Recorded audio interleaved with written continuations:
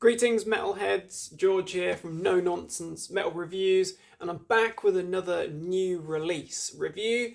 This one, I'd been eagerly anticipating this one for a long time. I was very excited about the brand new album from Bay Area Thrash legends The Mighty Testament, as were a good many other metalheads of course. Testament are a freaking excellent band, they're a legacy band, slightly late to the party in terms of that first kind of emergence of the Bay Area thrash metal scene, but no less a crucially important thrash metal band, a really important band in the development of the movement, of course, extreme metal as well, dabbling with death metal here and there. But this album, entitled Bellum, which features a freaking awesome album cover, is album number 14, in fact. So 14 full-length studio albums, which is not too bad considering there have been long periods of inactivity or indeed breakup in the past. And in fact, it's 5 years since the previous album, which is an absolute monster, Titans of Creation. And this album in particular, I freaking love. I think this is one of Testament's best albums. But Bellum, a lot of anticipation. There's a lot of great expectation here about the new album from Testament. Freaking killer band. What were they going to do? Titans of Creation was a tough act to follow, let's face it. Although that in itself was following on from the brilliant, I would say, Brotherhood of the Snake. And prior to that, we've also got Dark Roots of the Earth. Before that, Formation of Damnation. Let's be honest, Testament, since their return, they have been on an absolute killing streak. Freaking top-notch album after top-notch album. Bellum, how does it compare? Well, I would say, and I've listened to this album a good many times, probably getting on towards 20 times already since it came out in earlier October. I think it's a freaking top-notch album. It's a first-rate album, but it is, I would say, quite different from the predecessor, Titans of Creation. In a way, it is a good continuation of form. The band is on absolutely fine form, and it is a brilliant lineup in Testament as well. We've had a few changes over the years, certainly behind the drum throne in recent years, but we've also had a lot of stability in the band as well. But I would say that this is, in a way, a good continuation. In a way, they've really kind of branched off in lots of different directions. If you're familiar with Testament, then no doubt you already know the history of the band, the fact that they were just an outright ripping thrash band for many years, certainly with those classic, all-important early albums such as The Legacy, The New Order, Practice What You Preach, but then they kind of delved into different areas as well, you know, more like traditional heavy metal with an album like The Ritual, different styles and sounds again with Low, even Souls of Black. Then they went all out death metal on Demonic. We had that very extreme kind of death thrash sound with The Gathering. So they're kind of dabbling here and there. Bellum really is a concoction of all those different elements of thrash, primarily. I think Testament's still firmly rooted in thrash, but there's some strong death influences there. There's some strong death metal vibes at times. Very heavy. They do still keep it melodic in places, and you know, Testament, they can mix things up and do it quite well. You've even got a almost ballad-esque track in there, and dare I say it, even flares of black metal in places at times. Really interesting stuff. It's a real mix of different flavors, but it definitely still sounds like Testament. You know, lineup-wise, we've got a few notable figures in the band. Just opening up the booklet here. Front and centre, we've got the great Chuck Billy. Now, Chuck is a brilliant vocalist. He's a great frontman, and I can say that from catching Testament live for the very first time in my life a few weeks back in Wiesbaden, Germany, alongside Obituary and Destruction. That was a freaking great show. Sadly, I'd missed out on different opportunities, different gigs and festivals to catch Testament previously, but finally got a chance to see him live, and they absolutely deliver the goods. And Chuck, great frontman. He can do the real deep kind of death metal vocals. He can do the more traditional kind of shouting, aggressive thrash style. He can also sing really well, do those cleans brilliantly. On the guitars, on the axes, the axe duo, we've got Eric Peterson alongside the equally brilliant Alex Skolnick. Now, those two are freaking masters, absolute axe masters, shredders. They can blind you with solos, they can chug it out. They're a great guitar duo, and they sound top notch here. On bass, another absolute legend, Steve DiGiorgio. You know, notable for numerous other successful names, including Death, none other. Great player, absolutely brilliant player. On drums, we have the young Chris Dovas. So he's got some big shoes to fill, you know, but he does it well. He's an absolutely brilliant drummer. There's our lineup. So we've got a very steady bunch of musicians here, very capable.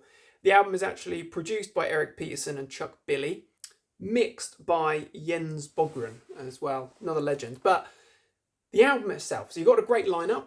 There's a lot of expectation, high anticipation here. The album itself is freaking good. As I say, real mix of stuff. Firstly, you've got to talk about the opening track, For the Love of Pain. Hopefully you can see that. Now, that opening track, I was not prepared for that. I don't think many listeners could say that they were prepared for that opening track, because it is freaking heavy. It is a really extreme, blistering track, and it kind of swerves from being thrash to being kind of death thrash, outright death, and then kind of midway through the song deviates from form completely, with some brilliant musicianship, certainly some beautiful melodic bass lines under there, absolutely blasting drums, but we get some real strong kind of blackened death, blackened thrash stuff going on. And it sounds great. It's very melodic, really enjoyable. Chuck's vocals, he's going for the all-out kind of black metal shriek as well. The whole thing sounds very different. It's freaking heavy. It's extreme stuff. You know, some of the most extreme material Testament has ever laid down, no doubt. But it sounds really good. It really does work. It's just a hell of a deviation to really be primarily like a blackened thrash, blackened death track. But it is a great one. It absolutely delivers. So then they change tact again. They go for pretty much all-out thrash, but heavy. Tons of chug, killer vocals from Chuck. You know, the whole band is solid freaking bulldozing unit. Infanticide AI. One of the tracks being aired on the current tour, and that was a beast live, I must say. Infanticide AI, killer track. You know, it's all about artificial intelligence, and I guess Testament's take on it all. It's an absolute bulldozer track. Chugging riffs, as I say, the drumming is absolutely full throttle. It kills. Then we get an absolute gem, which was the, I believe it was the lead single, or one of the lead singles, Shadow People, which is, again, it's much more of a thrash track, and it is killer. Some delicious riffs in there, you know, iconic Testament riffs. Again, it's got a real chug to it. It's got a real chug. It's proper headbang material. Proper fist pumping stuff, and Chuck, he's just delivering some killer vocals throughout. Then we get the ballad. We get Meant to Be, and I say it's a ballad because it does start out a little bit kind of more melodic, ballady, reminiscent of the ballad, but then it kind of gets a bit heavier, gets a bit more grand. It's a very epic track. It's a great one. You know, some really beautiful vocal work from Chuck. He's a very talented man, very talented vocalist. And Meant to Be is a great number, definitely. It's a long track, you know, 7 minutes plus. And it is very epic. You know, it's not exactly a circle pit, mosh pit, exploding track. It might be a live favourite, you never know, but it's unlikely to get wall to wall of death stuff going. Good number though. Then we've got High Noon, which is a great one. It's thrashing. It has got a bit of a kind of heavy metal gallop to it as well. It's all about the Wild West and the gunslingers, and it is a great one. And Chuck opens that track up with some very in-your-face aggressive vocals there. It's a great track. Really love that one. It's a real testament slamming number. Then we've got Witch Hunt. Again, that's a thrasher. It's a good track, fairly short and sharp, but it has got some of those kind of death vibes in there. You know, it's quite an extreme track. It's a very good one, though, of course. We've got Nature of the Beast. I really enjoy that one. It's got a bit more of a traditional heavy metal vibe, a little bit more of a kind of nod to the new album, perhaps. Certainly with a title like Nature of the Beast. Don't know. But maybe I'm reading into it a bit much there. But it's a killer track. It's got some killer guitar work, you know, thunderous bass, real headbang, fist pounding stuff again there. Then we get a couple of absolute gems latterly in the album here. We've got Room 117, which is a beastly track, very heavy, very thrashing, riff-driven stuff, creepy, you know, the whole lyrics and the thematics there. It's brilliant stuff. Very potent track indeed. Got some soaring guitars on there. And then we've got Havana Syndrome, which is killer. Again, kind of a real good pairing of those couple of tracks there. Riffs abound, riffs galore, but, you know, pummeling drums, killer stuff indeed. Really proper headbang material, headbang stuff there. Then we close with a considerably heavy track. We've got the title track, Bellum, which is a beast of a track. It's a bit of a longer one, but it's heavy. Again, it's just bursting with killer riffs, great leads. The whole thing is just top freaking notch. Absolutely killing it. And it's a great closing track as well. It's a big, bold statement track. But killer. So overall, 50 minutes, I think, in duration. No filler whatsoever. This is an absolutely all-killer, no filler affair. Absolutely stunning. If I was to really pick some favourites, some top moments, I'd definitely have to say that Infanticide AI, because I think that's just such an absolute chug machine of a track.